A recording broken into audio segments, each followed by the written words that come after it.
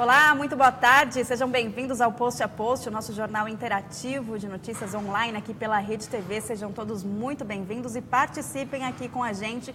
A gente vai falar das notícias que mais repercutiram na internet nas últimas semanas. Primeiramente, muito boa tarde, Guilherme Latorre. Boa tarde, pessoal. Boa tarde, Estela. Eu sou Estela Freitas e aqui temos uma convidada que vai ajudar vocês a tirarem algumas dúvidas também sobre algumas situações que a gente viu nessas últimas semanas. A psicóloga e pedagoga Cláudia Tricati, bem-vinda. Muito obrigada. Tem muito assunto pela frente aí. A gente já tem aqui um primeiro tema, que é o caso do garoto de 14 anos que em Goiânia atirou contra alguns colegas dentro de sala de aula. Acho que todo mundo acompanhou isso daí, uma situação super triste, né? Um caso que chocou o país. E a Cláudia vai ajudar a gente aqui a entender algumas situações, porque esse garoto dizia que sofria bullying na escola.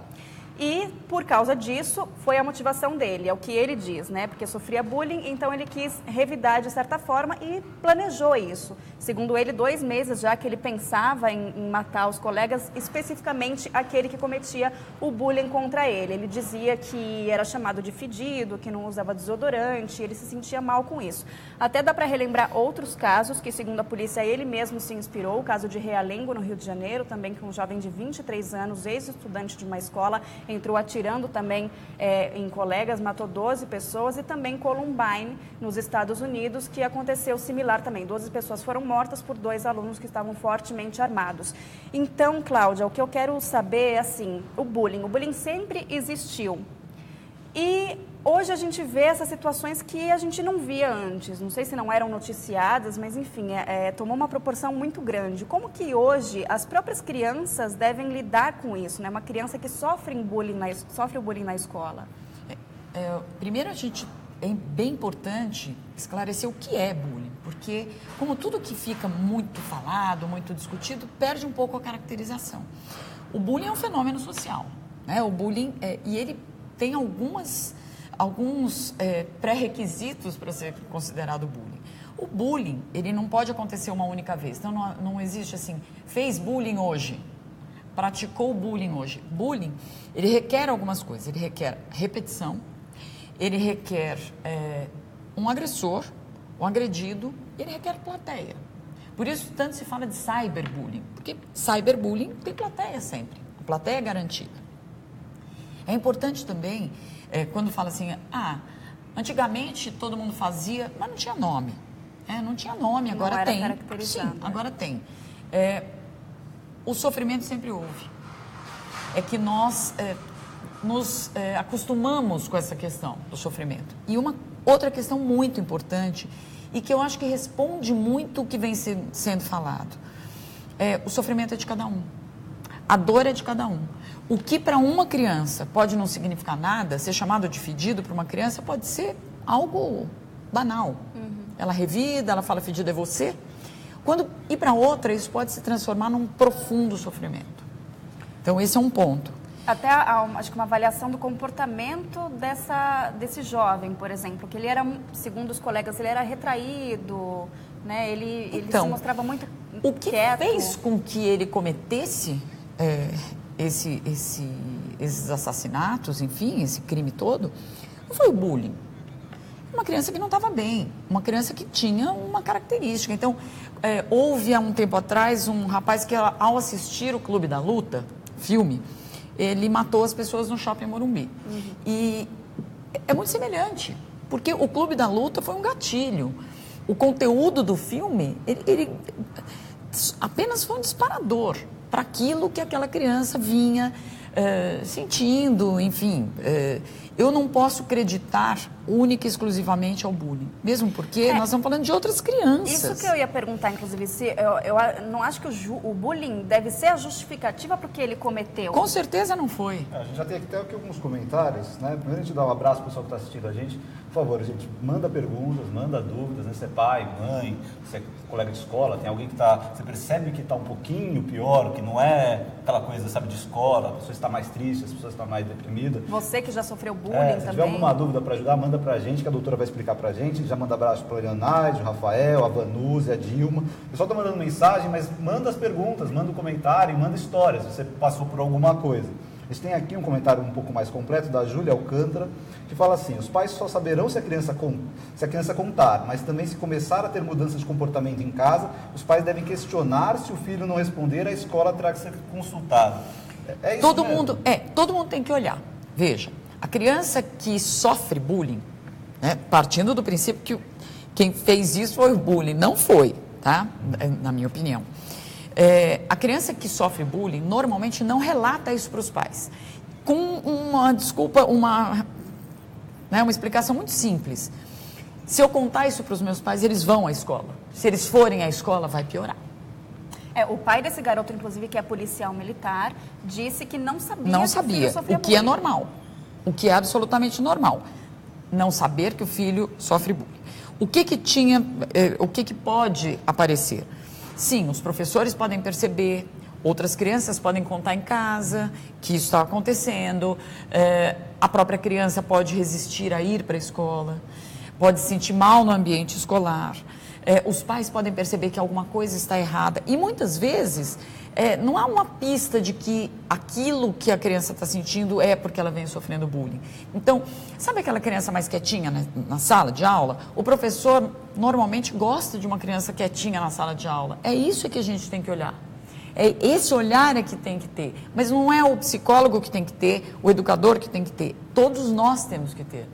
Nós precisamos ensinar as nossas crianças a trabalhar com valores. É um mito que as pessoas criam do comportamento ideal. Então, o aluno quietinho é o que é bem comportado. Exatamente. Não me dá trabalho, assim. tá ok. O filho que fica todo o tempo quietinho, tá tudo bem. Ai, meu filho não é aquele adolescente contestador, graças a Deus. Às vezes não é graças a Deus. Aqui, vamos ver que a gente tem um comentário aqui, ó, da Francineide. Ela fala que o filho dela já sofreu bullying por ter lábios grossos. Aí expliquei para ele o motivo dos lábios grossos, que ele puxou para o avô dele. Conversei muito com meu filho. Ele não liga mais para os colegas que chamam ele de lábios grossos. Estou tentando fazer ele lidar com as frustrações que ele vai ter durante a vida. Precisamos ficar atentos dos nossos filhos, a qualquer mudança dos nossos filhos, tanto para quem está praticando bullying quanto para quem está sofrendo bullying. Mas é um passo importante porque ela sabe da situação. E é muito importante também que a escola saiba da situação. Porque às vezes a escola não sabe da situação e o bullying, em especial o bullying, ele só pode ser trabalhado num contexto escolar. Ele só pode ser trabalhado onde ele acontece. E de forma preventiva isso funciona muito melhor. É muito melhor você prevenir. Como prevenir o bullying? Não é falando, olha, tem uma lei que fala isso, olha, depois seu amigo vai fazer isso. Não é assim. A gente previne o bullying trabalhando com respeito, trabalhando com tolerância, trabalhando com empatia, porque foi aquilo que eu falei para vocês. O que às vezes é ruim para mim, não é ruim para você. Uhum. E aí eu falo, voltando a essa internauta aqui, que nos pergunta. Sim, você tem que falar, explicar de onde vêm os lábios grossos, mas os amigos da escola têm que saber que não é assim que a gente trabalha com pessoas. Então, se a mãe trabalha só com... difícil, né? Um trabalho muito difícil, um trabalho lindo. É um trabalho lindo porque esse sim multiplica. Uma criança que trabalha bem com valores, uma criança empática, normalmente terá filhos empáticos. Uma criança que se preocupa com o outro, uma criança respeitosa, provavelmente terá filhos respeitosos. Isso chama cultura da paz. Mas isso, por exemplo, quem comete o bullying, por exemplo, o coleguinha que está tirando o sarro do outro, isso tem alguma influência da educação dos pais? Pode ser, pode não ser. Tudo tem influência, não só dos pais, porque aí nós vamos voltar àquela coisa, os pais de um lado, a escola do outro, as crianças do outro, e nós somos todos do mesmo, porque criança, está todo mundo do mesmo lado. Sim, pode ter. Um lar preconceituoso, tem crianças preconceituosas, um lar respeitoso, tem crianças respeitosas. As crianças precisam de interdito, as crianças precisam de pontuações, do tipo, você está fazendo uma coisa que você não gostaria que seu amigo fizesse com você, mas isso tem que ser contextualizado. Não adianta dar uma lição de moral numa sala e falar, pronto, eu já trabalhei o bullying aqui. Entra, faz uma preleção daquelas de futebol e pronto. Eu tenho uma percepção, não sei se eu estou errada, mas que é muito difícil a gente perceber um trabalho bem feito em escolas em relação a isso. Muito difícil. Porque é um tema que ele fica esquecido, Sim. Ele vem à tona em situações como essa, mas depois ele fica esquecido. E ele vem à tona de uma forma errada. Não pratique bullying, porque você viu o que aconteceu lá. E essa não é a forma certa. Ao meu ver, a forma certa de trabalhar o bullying É antes dele acontecer.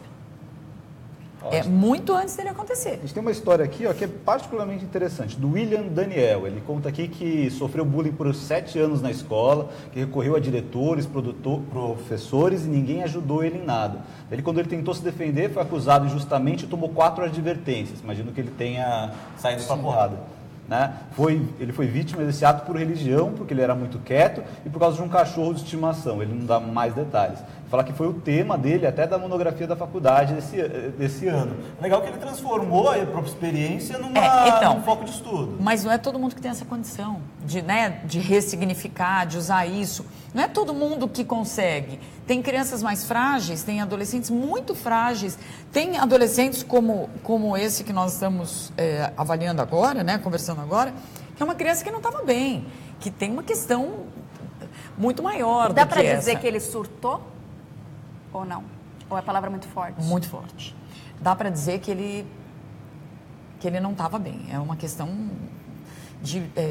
psiquiátrica. E se for analisar, por exemplo, o alvo dele era justamente aquele colega que cometia o bullying. E ele diz que o alvo dele era esse, mas que depois deu vontade de atirar nas outras crianças também. Que sempre foram plateia. Que sempre foram plateia. Aí ele também acertou e matou um grande amigo, talvez o único.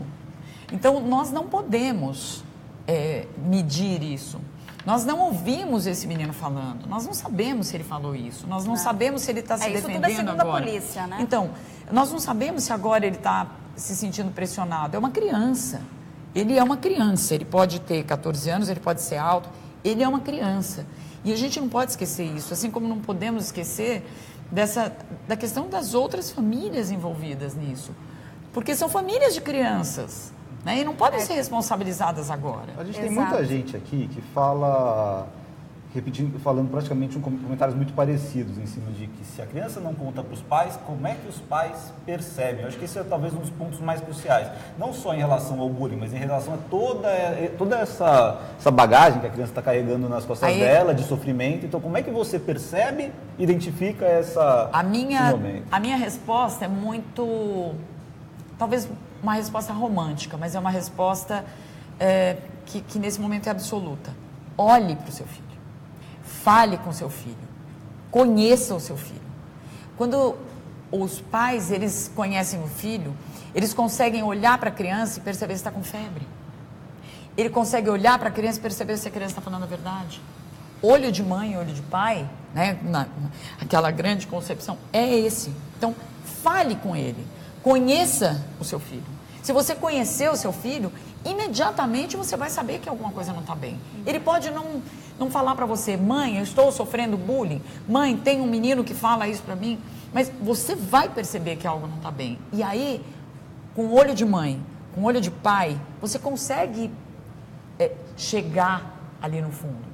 Se você não consegue, é porque também precisa repensar na sua relação com o seu filho. Isso se manifesta de muitas maneiras diferentes. De muitas maneiras. A pessoa pode ficar mais violenta, pode ficar mais arredia, pode ficar mais calma, pode mais parar de ir para a quieta. escola, pode vomitar, pode ter dor de barriga na hora de ir para a escola, pode não ter nada, né? Pode não aparecer nada porque a criança quer ficar, deixa eu ficar quieta aqui para não aparecer nada ali, para ninguém falar nada, eu não quero falar no assunto, tudo pode acontecer. E o resultado é sempre na escola, geralmente? É onde a criança fica mais tempo. Então, se alguma coisa for aparecer, vai aparecer nesse ambiente ou por causa dele? Sim, porque é o ambiente onde ele está com os seus pares, então são amigos da mesma idade, são crianças da mesma idade, ocupando o mesmo espaço. Por isso, o bullying não é uma coisa que acontece na escola, mas acontece predominantemente na escola. Tinha até uma pessoa perguntando aqui de bullying no trabalho, como é que você deve lidar? Lógico que acontece sim, da mesma maneira. Lugares. E assim, o que você deve fazer? Como você deve encorajar seu filho? Mostre que você não está satisfeito. Peça ajuda, mas não faça por ele.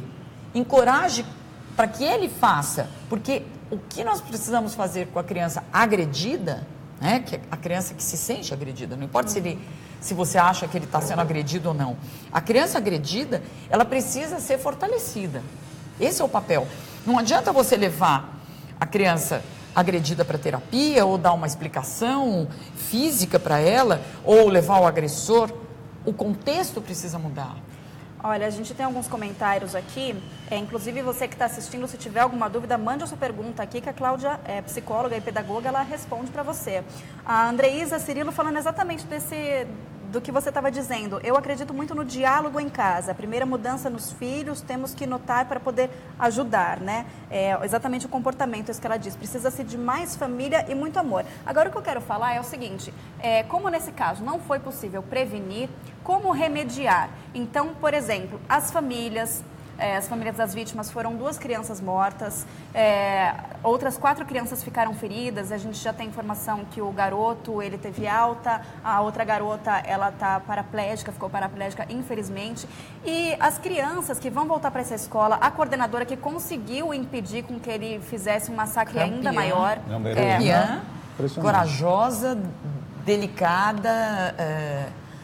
Deve ter sido uma coisa muito mais complexa, não só entrar na frente, mas os pais da você criança também, que são, convencer. os 2 pais, eles são policiais militares. Eles precisam de muita ajuda. A criança também. pegou a arma que é da mãe. Segundo o pai, as balas estavam trancadas numa gaveta. Ele não sabe como que esse garoto conseguiu ter acesso a isso. Então, assim, todo mundo envolvido. Como é que faz daqui para frente para seguir em frente?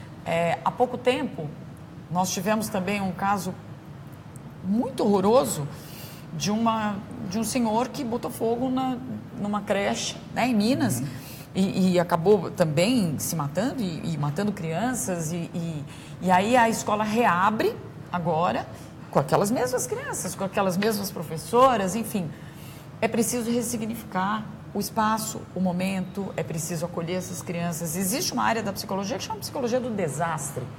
Os psicólogos são chamados, assim como foram chamados em Columbine, assim como foram chamados no Realengo, porque você precisa dar suporte e fortalecer essas crianças para que elas ressignifiquem aquele momento, ressignifiquem aquele espaço, façam daquele espaço novamente o espaço deles e de fato, deem um novo formato para aquilo. Que gera um trauma, né? Sim, gera e esse trauma, né, que comumente é chamado de trauma, ele pode se transformar em algo muito positivo. Ele pode se transformar. A ideia é que ele se transforme em algo transformador.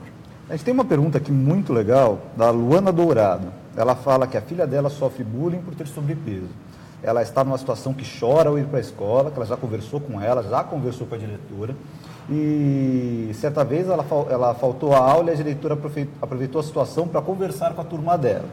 Só que só piorou a situação, porque toda a sala ficou com raiva, os colegas disseram que a diretora falou que brigou com os alunos porque a menina não sabia se defender e ela está em dúvida, ela não sabe o que ela faz numa situação como essa. Qual é o nome dela? Ela se chama Luana Dourado. Então, o caso da Luana é interessante, porque a criança que sofre bullying, ela tem que participar desse processo todo. A gente não pode usar o momento em que ela não está para conversar com o grupo, tipo um combinado. Não é isso. O ideal é que a criança fale para o grupo, isso quando o bullying já está lá, já aconteceu, já está acontecendo. É importante que o grupo entenda a dor dessa menina e que possa discutir com isso. Isso é uma mediação de um conflito, né? Que vem sendo tão comentado. Mediação de conflito é um assunto para lá de importante e que interfere diretamente no bullying. Se a criança é colocada junto, porque afinal de contas ela faz parte disso, se os amigos são colocados, se os amigos são chamados a conversar, se a menina é chamada a dar opinião, isso sim funciona. Não funciona fazer uma coisa, olha pessoal, vamos combinar, ela está chateada, vamos parar com isso.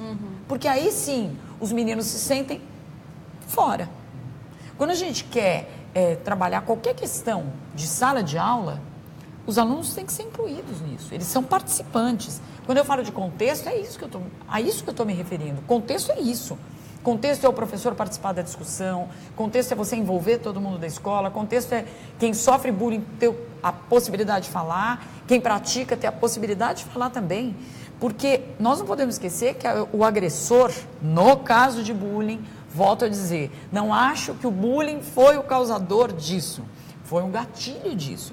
Mas a criança que pratica um ato desse também precisa ser ouvida. Porque ela também precisa de cuidados, ela também precisa de ajuda. Ela precisa entender que aquilo que para ela é uma bobagem, para o outro não é. E isso sim, que a gente multiplica.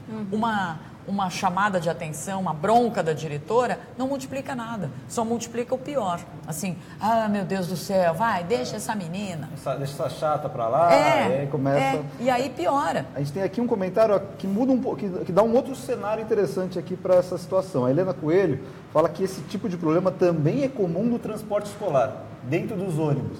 E ela fala que se o condutor não conseguir resolver a desavença ali rápido, ele tem que levar o assunto para os pais o mais rápido possível para que tudo seja encaminhado direito. Não só para os pais, como para a escola também, porque, volto a dizer, é um outro contexto. Aí tem um contexto em que estão todos sentadinhos, é super comum. Tudo que acontece fala que foi no transporte escolar. Mas é engraçado isso. Mas... supostamente o motorista é uma pessoa não capacitada para trabalhar com esse tipo de coisa, claro. E ele tem que pedir ajuda. Mas para isso, ele precisa ouvir o que está acontecendo. Mas é muito importante também esse olhar dele, né? Claro. De olhar e falar assim, está acontecendo aqui. Exatamente. Peça ajuda. Como é que a gente vai encaminhar? E não é assim, pessoal, aqui nessa condução não pode fazer isso. Lógico que não pode, as crianças sabem que não pode.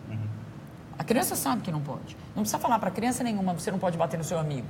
Ela sabe que não pode bater no amigo. Não xingue seu amigo, você sabe que não pode. Ela sabe mesmo que não pode, mas ela xinga. Então, é importante que as pessoas saibam pedir ajuda. A gente tem um outro comentário aqui falando da plateia, que é aquilo que você falou. Necessário. Todo bullying tem plateia. Sem plateia assim, não há bullying. E a plateia do bullying é um grupo muito importante, pois não são os autores do bullying, também não são o alvo principal. Significa que ela acaba ficando em cima do muro, dando apoio a quem pratica e não defendendo quem sofre. Exatamente. Eu faço uma leitura que o melhor amigo dele pode ter sido alvejado porque não o defendeu. Então, mas isso é uma historinha. Uma hipótese. Uma historinha. Sem plateia não há bullying. Não existe bullying sem plateia. Não existe. A plateia é tão importante quanto a pessoa que sofre, quanto o agredido. É tão importante quanto o agressor.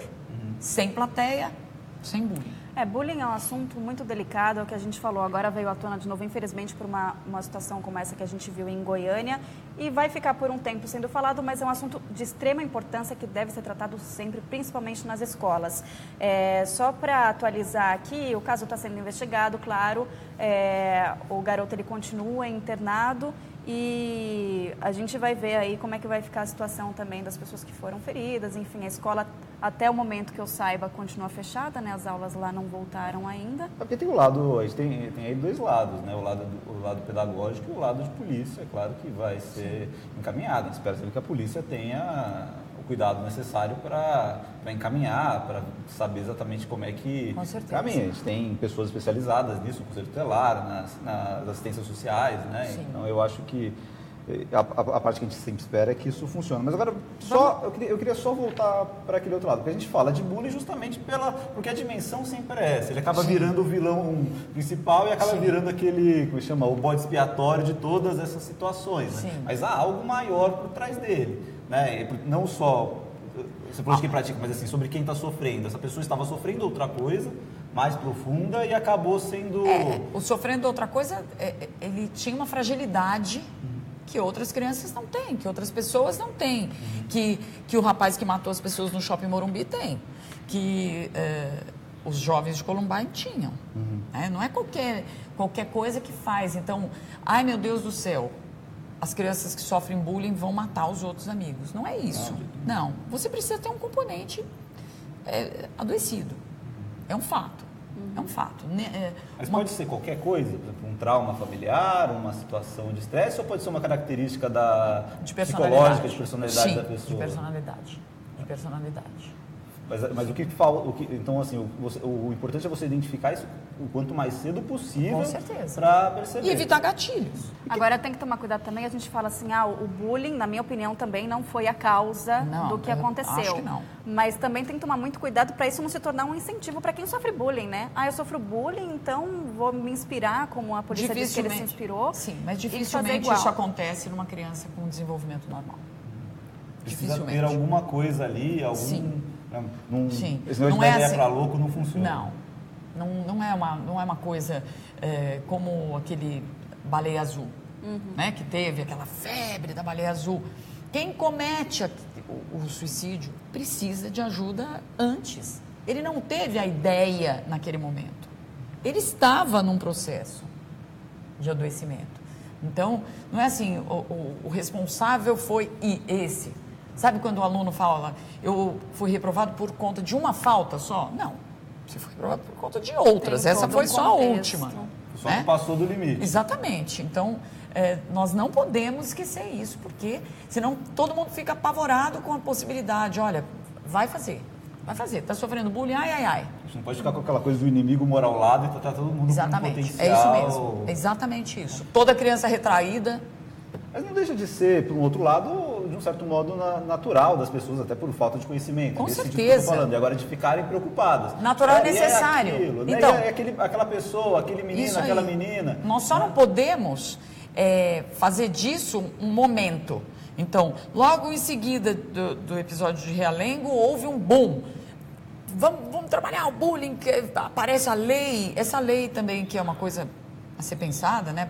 Por que não pode praticar bullying? Porque tem uma lei. Não pode praticar bullying porque machuca as pessoas, fere as pessoas, e, enfim. Por que você não pode bater no seu filho? Porque tem uma lei. Não, você não pode bater no seu filho porque não é para bater em criança. Porque é covardia, porque a gente não faz isso, porque você incentiva a criança a fazer isso, enfim. Nós precisamos só cuidar para dar um significado para isso que aconteceu, diferente do temor com pessoas. Então, não é por isso que durante 4 meses fica se falando nisso, tomando cuidado com crianças retraídas ou tomando cuidado com o bullying. Não é isso. E depois esquece. Nós precisamos usar isso como um motivador para se trabalhar. Aproveitar esse momento, que a gente falou que veio à tona, infelizmente, por uma situação como essa, mas aproveitar esse momento e... Para dar um significado bacana para o trabalho de prevenção, para o trabalho com valores. Eu sou uma pessoa que acredita muito nesse trabalho de valores, com crianças muito pequenininhas e muito dentro da escola, fora da escola, no ônibus. Não precisa ser no transporte escolar, mas quando você olha para as pessoas com respeito, as pessoas te devolvem respeito. Quando você olha, o que é um ataque terrorista? É um ataque de intolerância. Como é que a gente trabalha com a paz? A gente trabalha com criança. Agora, para a gente botar um caminho aqui assim, agora para a gente dar uma dica rigorosamente para o pai, para a professora, para a diretora da escola, para o colega, o que fazer no momento que você percebe que alguma coisa está errada com alguém? Qual a primeira atitude que você tem que tomar? Chama todo mundo para conversar, faz uma... A primeira coisa que a gente faz é acolher. Qualquer coisa. Tudo requer acolhimento. Acolhimento no sentido de falar para a criança, eu estou aqui, eu estou perto de você. Vamos sair disso juntos. Nem você sozinho, nem eu resolvendo. Vamos fazer juntos. Isso vale para a escola, isso vale para o pai, isso vale para o chefe na empresa. Acolha. Porque o nosso papel de cidadão é o acolhimento.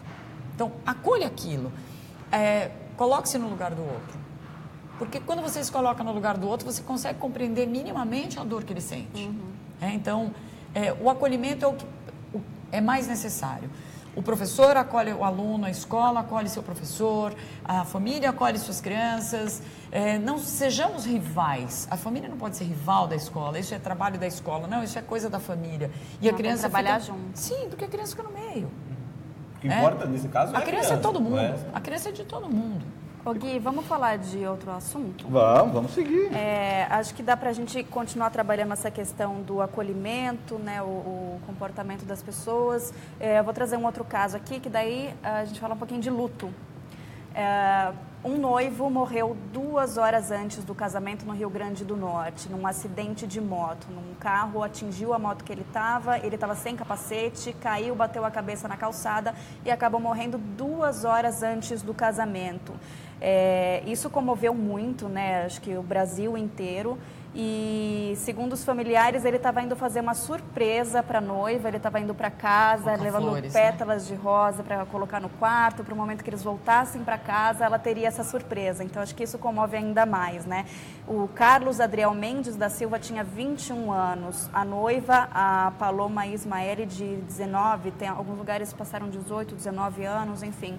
Ela obviamente está muito abatida e fez uma postagem nas redes sociais dizendo que é muito difícil para ela, né, dormir e acordar vendo que o pesadelo não passou, que não foi só um pesadelo, que foi uma das piores sensações que ela já teve ao acordar e dar de cara com a realidade. Para essa noiva, o que ela precisa fazer agora para conseguir seguir em frente, né? A gente sempre que perde uma pessoa querida, é muito difícil isso. Então, eu imagino que para ela, justamente por essa história toda, deve estar sendo muito difícil. Luto também é de cada um. Então, viva essa dor. As pessoas que estão ao lado têm que também entender que ela vai... Quem vive o luto pode querer falar muito nesse assunto ou pode querer falar nada nesse assunto. Normalmente, quando as pessoas se mostram mais fortalecidas, existem aqueles comentários, nossa, num minuto já se refez. O luto é de cada um. É preciso viver o luto. É preciso viver o luto. É preciso viver o luto. O entorno dela vai viver o luto. Muitas pessoas falam, vamos mudar de assunto, leva ela para sair, vamos para uma balada, né? Se ela não quer, ela não quer. Se ela quer, isso não é ruim. O fato dela querer sair não é ruim. O fato dela namorar novamente também não é ruim. O fato dela ficar muito brava, dela ficar com raiva das pessoas não é ruim, porque o luto é de cada um. As pessoas têm conteúdos e componentes que fazem viver o luto, aliás, viver a alegria, viver a tristeza, viver o luto, de formas particulares. Cada um tem o seu conteúdo ali, vive o seu luto. Cada um reage e essa de uma questão forma, da né? acolhida entra aí de novo. Sempre. Sempre. Todos nós precisamos de acolhimento. Todos nós, em todas as situações, precisamos de acolhimento. Sempre. E como saber que, e assim, agora, para identificar a si mesmo, né? Como saber que você precisa de alguma coisa? É mais difícil quando você é um espectador da sua própria... Quando você se conhece bem, né? Em termos de inteligência, aí, quando você tem uma inteligência intrapessoal bacana, aí, que você se conhece, ou já passou por terapia, ou, enfim, fica mais fácil, né? Normalmente a pessoa que busca terapia fala, eu preciso me conhecer, porque às vezes a gente não tem esse conhecimento todo, né? E acaba precisando de uma situação complicada aí para pensar um pouquinho sobre as coisas que estão acontecendo. Para a gente saber que a gente precisa disso ou daquilo, precisa se conhecer de fato. Às vezes sozinho e às vezes com ajuda. Tem gente que acaba postergando muito esse sofrimento, né? Às vezes não sofre na hora que aconteceu e vai sofrer lá na frente. É porque fica uma coisa mal resolvida? Não necessariamente, porque é a forma de assimilar aquilo, de dar um significado para aquilo. O psicólogo usa muito o termo ressignificar, né? É algo que era, aí por alguma questão mudou e ele volta de uma outra forma, mas também seu. Volta, aquele conteúdo continua sendo seu, mas ele volta com outro formato. E aí que a gente chama de ressignificado. Sabe quando fala com o tempo isso passa? É que com o tempo isso muda. Vira outra coisa. Aquela saudade que dói, às vezes muda para uma saudade que não dói. Né? Ou em outros momentos, ela sempre dói, mas você aprende a colocá-la num local ali que acaba te fazendo bem. Agora, por exemplo, nesse caso foi um acidente, só que o motorista fugiu. E aí, acho que, mesmo por ter sido um acidente, vem aquela raiva, né? Sim, vem a raiva, vem a culpa, porque se ele não estivesse fazendo uma surpresa, talvez não tivesse acontecido. Se o casamento fosse às 4, não fosse às 3, se o casamento... Ele queria casar no outro dia, eu quis casar. Então, a culpa faz parte do processo. Quando a gente vê essas fotos são ensaio pré-casamento deles.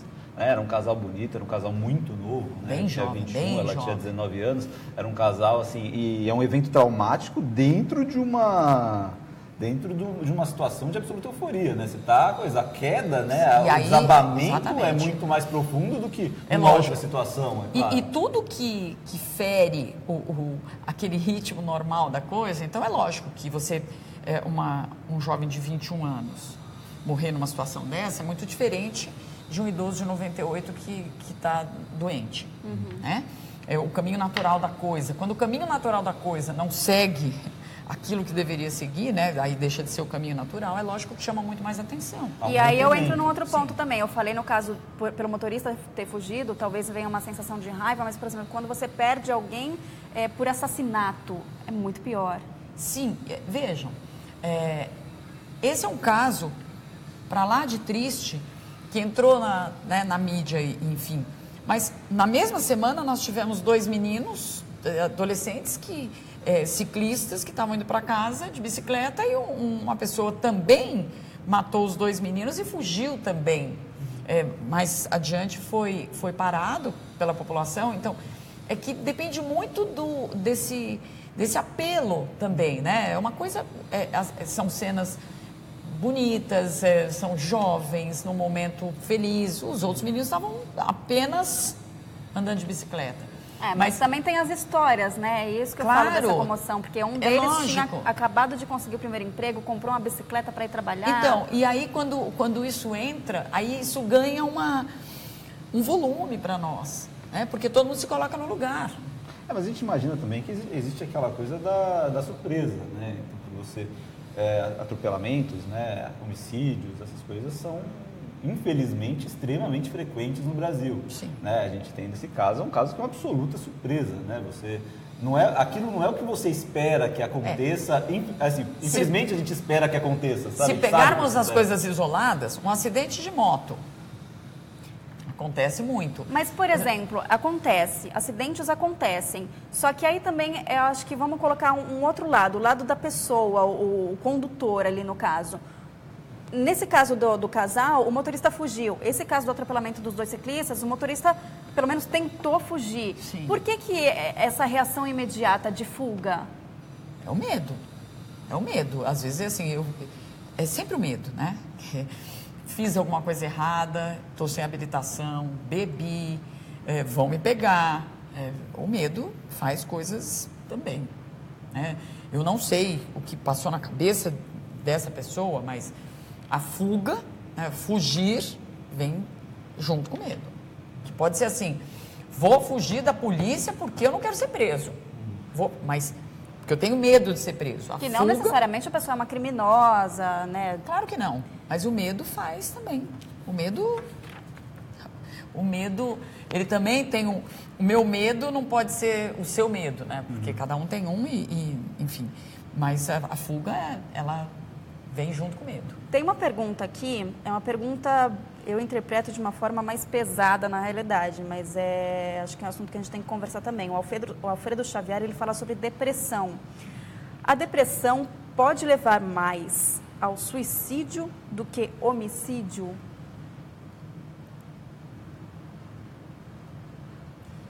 Acho que ele está curioso para saber sobre a reação da pessoa àquela situação de tristeza. Como é que ela age pra... Alfredo, então é interessante sua pergunta, né? O depressivo, ele é mais passível de suicídio ou de matar o outro, né? Não tem resposta. Eu não tenho resposta porque a depressão, ela é uma doença e ela acomete pessoas diferentes, né? A depressão é uma doença. Mas uma pessoa que mata alguém, por exemplo, tinha até uma pergunta aqui da Marimília, eu vou encontrar aqui. Se essa pessoa que mata alguém, ela tem uma predestinação ao crime, a ser criminosa, ela pergunta aqui, essa criança, Marimília Prandini da Silva, essa criança que atirou, ela não teria algo além do bullying, alguma tendência criminosa? Tendência criminosa, não. Não necessariamente tendência criminosa, mas alguma coisa além do bullying, algo que a levou, algo ligado à personalidade, à formação da personalidade, enfim. Sim. Tem alguma influência pelos pais serem policiais militares? Nesse caso, acredito que não. Nesse caso, acredito que não. Acredito que não. Por ele saber que tem uma arma em casa, que a arma, ali no caso, infelizmente estava de fácil acesso à criança? Então, Estela, fica muito difícil porque as coisas são sempre contextualizadas. E aí não dá para supor tanto. Se os pais não fossem policiais, será que teria? Ou será que ele poderia sair? Si, né? É muito si. É muito si. E aí é leviano. A gente tem casos de gente que pais não são policiais e que fazem a mesma coisa. Os meninos de Columbine, os pais não eram. O do Realengo também não eram policiais. Então, o excesso de si, né, ele pode chegar a ser leviano. Eu não posso afirmar uma coisa, principalmente de uma criança. É muito difícil a gente falar assim, porque, por exemplo, o menino ele pode ter realmente estudado, ter pesquisado sobre como agir, porque os pais disseram que nunca ensinaram o garoto a mexer numa arma, e ele estava lá, foi justamente no momento que ele foi recarregar a arma que a coordenadora conseguiu. Mas também não podemos... as crianças, eles têm uma facilidade para aprender virtualmente. Só olhando absurda, também, né? absurda. E aí o adulto pega e coloca o seu crivo. Porque eu, por exemplo, não tenho essa facilidade para aprender pelo YouTube. O meu filho mais novo, ele faz o que ele quiser. Então, ioiô. Como que eu aprendo a brincar com ioiô? Brincando com ioiô no YouTube. Às vezes um tutorial, tem tutorial para absolutamente tudo na internet. E a criança, e o jovem e o adolescente, eles têm uma habilidade conquistada que nós não temos. Então fala assim, não dá para aprender a atirar pela internet. Lógico que dá. Lógico que dá para aprender tudo pela internet. Mas assim, é preciso haver um planejamento. Houve, aquilo, né? E ele fala que houve. Você precisa estar preparado para fazer alguma coisa. Então, assim, esta criança sabia que o que ela estava fazendo era errado, sabia que ia fazer uma coisa ruim, sabia que ia agredir outra pessoa, que ia matar outra pessoa. Né? Então, assim, havia todo um planejamento. Você imagina o que será exatamente que está por trás disso tudo para essa criança, sabendo que estava fazendo uma coisa errada, ainda assim tomar a decisão de seguir esse caminho. Para a gente ter mais ou menos, né, a dimensão do sofrimento dela. Porque era um menino que estava em absurdo sofrimento. Um menino que faz um plano desse, ele está em absurdo sofrimento. É porque a gente não está falando de um crime, a gente não está falando de um crime comum, né? A gente não está falando de uma pessoa que vai assaltar alguém e acaba cometendo um latrocínio. E aí pensa no assalto a banco. Então, assim, eu vou fazer o túnel aqui, né? Não é isso. Não, a gente não está falando de uma... Por exemplo, a gente tem muita criança, adolescente que comete crime, a gente sabe disso. Sim, a gente sabe também que as pessoas sabem que elas estão fazendo aquilo. Mas aquilo lá tem uma coisa a ver com o ambiente, tem a ver com as influências, tem a ver com a coisa. A gente está falando de um menino que provavelmente nunca roubou nada na vida, né? Que provavelmente nunca saiu na porrada com um colega na sala de aula. A única certeza que nós temos é que ele estava em profundo sofrimento. Tratá-lo como criminoso é um erro. Sim, é um erro. É um erro. Mas isso é a minha opinião. Tem que tratá-lo como alguém que está precisando de ajuda. E agora o que ele precisa? Ele precisa de um tratamento, ele está internado, né? Ele precisa de um tratamento, ele não precisa ficar só internado ali junto com o menino que cometeu um outro tipo de infração qualquer, de forma alguma. Ele precisa de olhar, ele precisa do acolhimento. Ele precisa, ele não é um criminoso. Ele não é uma pessoa que a gente precisa desistir, necessariamente. Não pode desistir, aliás, já não pode desistir de criança nenhuma. Não, claro que não, mas eu falo mais no sentido assim, aquele é uma pessoa que precisa de uma atenção redobrada. Com certeza. Mais ainda do que outras crianças. Com certeza. Alguém que precisa de um trabalho, tenho precisa certeza, voltar para a escola. Certeza que ele não é um mau menino. Certeza que ele não é um mau menino. Ô Gui, nosso tempo já está quase se esgotando.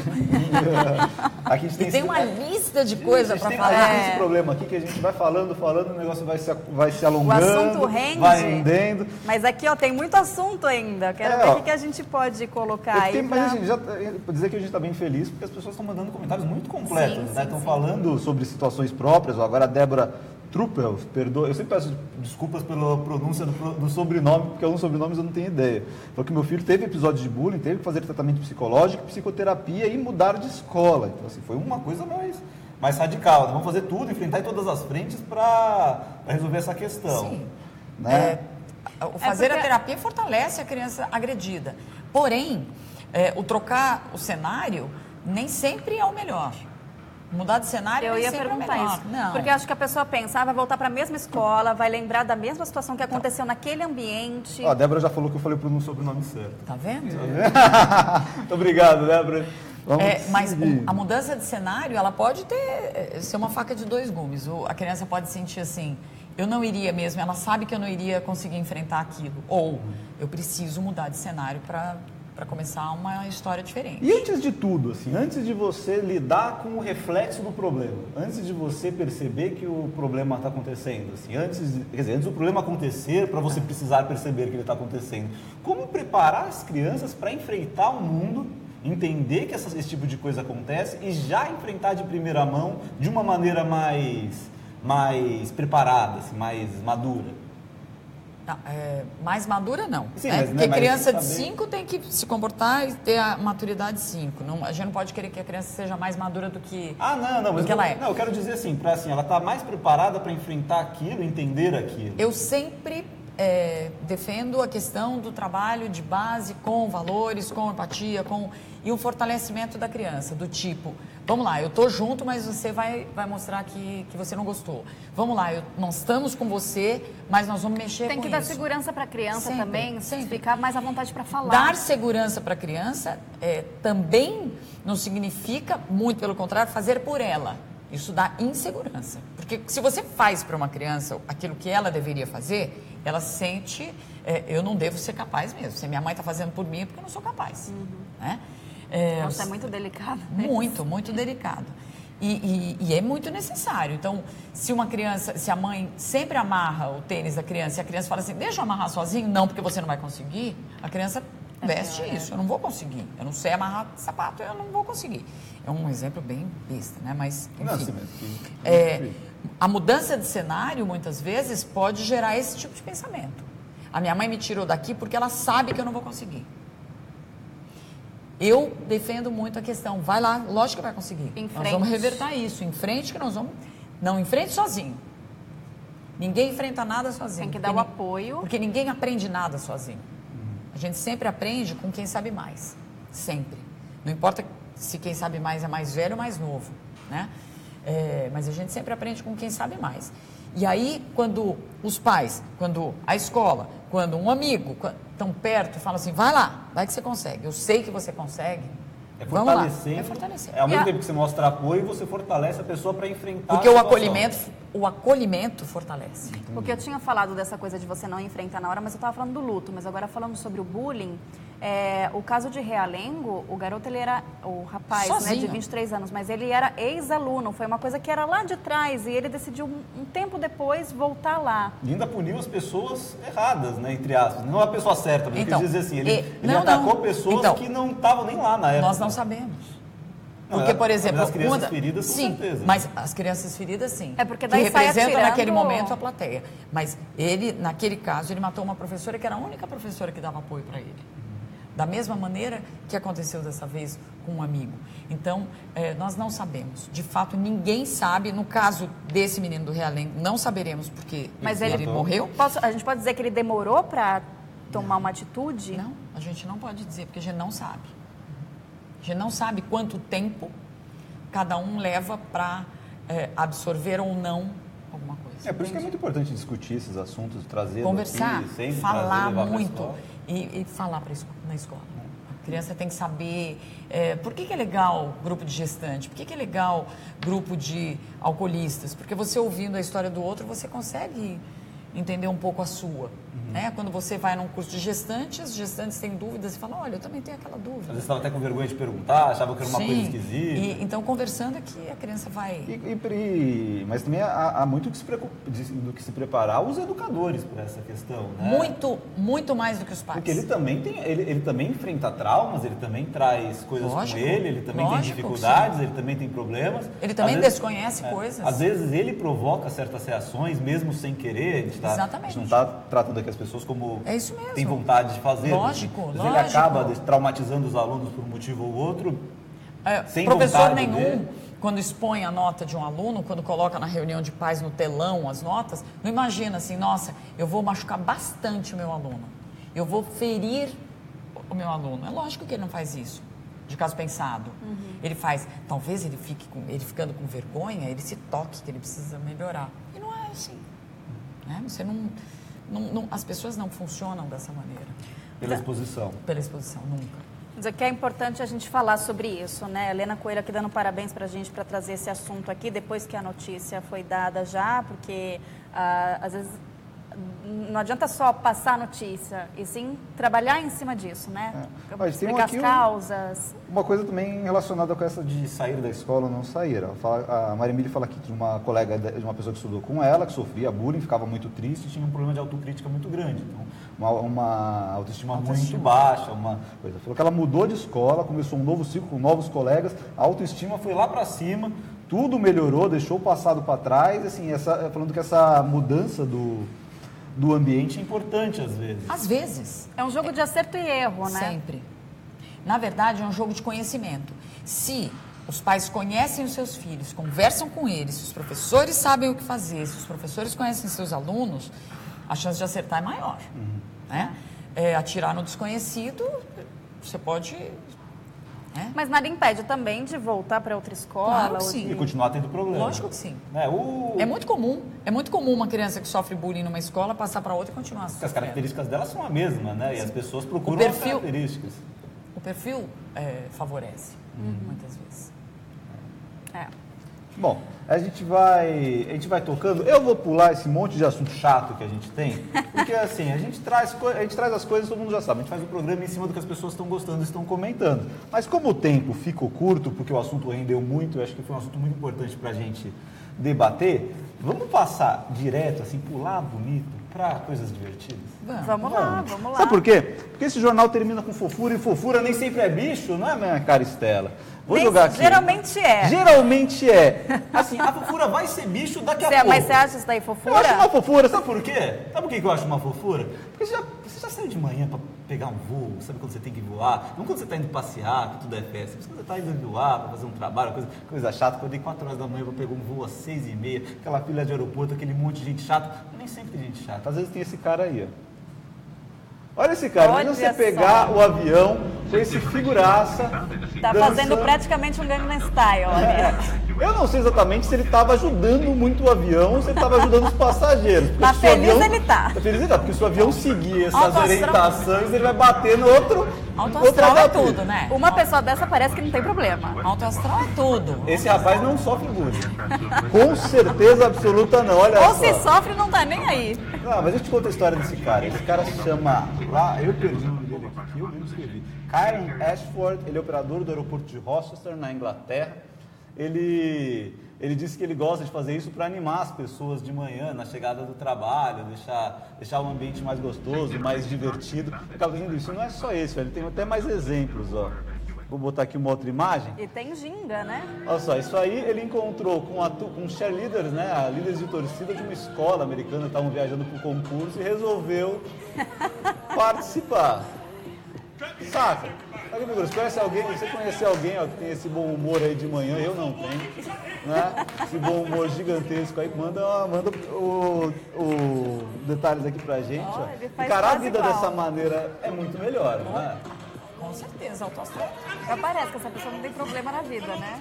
Ou pelo menos faz de conta por um momento que não, né?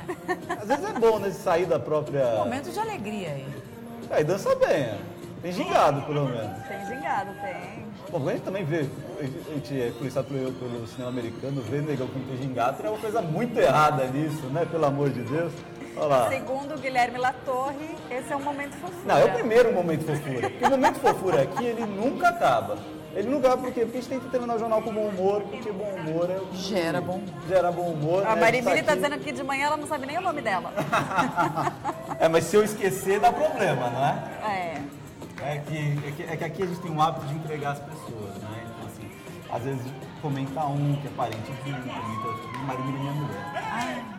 Entendeu? Então, É uma participante assídua. É uma participante assídua com qual, por algum motivo, assim, talvez psicológico, a gente pode até trabalhar isso depois, eu sempre concordo. Tá vendo? É isso aí. Isso que é alto astral. Não é? Alto astral é isso. Mas tem que concordar, né? Concorde é o homem que manda na relação. Com certeza, sim, senhora. Eu frequentemente aqui, o pior é que eu me ferro aqui, porque eu recebo o comentário da minha mulher, da minha mãe, do meu pai, e não obedece pra ver. Faz o quê? Olha o Alfredo Xavier dizendo aqui, a dança é uma terapia pro estresse. Sem dúvida nenhuma. Eu também acho. Pra quem sabe dançar, né? Porque Também acho. pra quem não sabe, eu não mas só de se mexer, eu danço porque eu estudei, eu me formei como bailarina. Eu dançar também. Dançar. Só de se mexer um pouco, acho que antes do fim do programa, o Rodrigo vai vir aqui atrás fazer uma dança. O Rodrigo bota as imagens aqui pra gente, vai vir aqui atrás fazer uma dança contemporânea.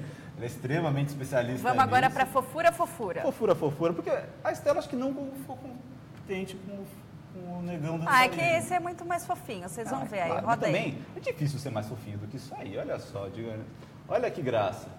Porque a gente não só traz as coisas, a gente traz coisas com história. Entendeu? Qual é a história desse porco? Esse porquinho tem história, porque já desde sempre foi um porquinho de estimação, né? Não era um porquinho pro abate, sorte qualquer dele. Porquinho. Não era qualquer porquinho, ele tem até nome, ele chama Christopher. É um nome chique, né? Não é qualquer porquinho que chama Christopher. Acontece que ele vivia com uma família e era maltratado, sofria bullying.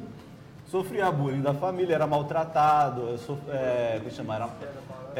acabou virando um animal assustado, um animal que tinha medo Maltratar de tudo. animal, acho que é Quando uma foi conversa. recebido por esse casal que acabou de aparecer, eles disseram que ele estava sempre com medo. Se transformou num novo porco. Se transformou num novo porco, olha só como dá para mudar comportamento. Era um bicho arredio, um bicho que virou um novo tinha porco. medo, virou um novo porco. Olha lá, agora ele... Um porco feliz. Ele é um porco feliz, e não só feliz, é um porco que viaja pra caramba. Ó. Tem imagem dele em Las Vegas, tem imagem dele Por isso que ele é feliz. em Nova York, tem imagem dele em Washington. Viaja muito mais que a gente. Viaja Por isso muito que ele é um mais porco que a gente. feliz. Não conheço Las Vegas, não conheço Washington, o porquinho conhece. Mas existe terapia para animais. Sim. E eu acho que é importante também, para esses animais que são maltratados, né? Porque a gente dá bastante aqui, infelizmente, né? História desses bichinhos que são maltratados, que vivem... Ele faz hiking, né? Acho bonitinho o narizinho mexendo assim. O focinho, né? É com essas imagens do porquinho Christopher que a gente vai terminando o post a post de hoje. Obrigado a vocês que comentaram, que mandaram suas opiniões. Obrigado, doutora, de novo por ter ajudado a gente a entender um pouco mais essa situação. Porque a gente também enfrenta situações com desconhecimento. Claro. A gente tenta saber o que é. E o nosso papel é passar o que a gente conhece para outras pessoas. A gente espera que as pessoas que tenham assistido aqui estejam mais esclarecidas, né? Sim. E saibam ajudar as outras, porque a gente viu que tem mães, tem pais, tem professores que estavam assistindo a gente aqui. Então que conversem com seus filhos. Que usem isso que vocês ouviram hoje para transformações. Para replicar, porque é assim que a gente vive, replicando informação, trazendo o que vocês estão interessados. Obrigado, Stella. Obrigada, Guilherme. Cláudia Tricati. Isso aí. Está convidada a voltar mais vezes já. Sempre que a gente precisar, sabe que a gente abusa, tá? Pode Quando abusar. a gente precisar de novo, a gente vai chamar. Obrigado, gente. Obrigado, Rodrigo, que bota as imagens no ar. Bota o porquinho de novo. Vamos terminar com o porquinho. É fofura E sempre. continue aqui, porque daqui a pouquinho tem mais programação aqui tem o Fifeiros com Marcelo Duó, Gabriel Tchepo, convidados maravilhosos. Mais tarde, a gente TV News com Amanda Klein e Boris Casoy. 7h30 da noite. 7h30 da noite. E o Post a Post volta quarta-feira que vem, 1h Muito obrigada pela participação de todos. E vamos deixar nossos agradecimentos a todo mundo que nos ajuda. Obrigado, pessoal lá do portal da RedeTV que cuida da gente no Facebook. Obrigado, um abraço. Tchau. Encerramento.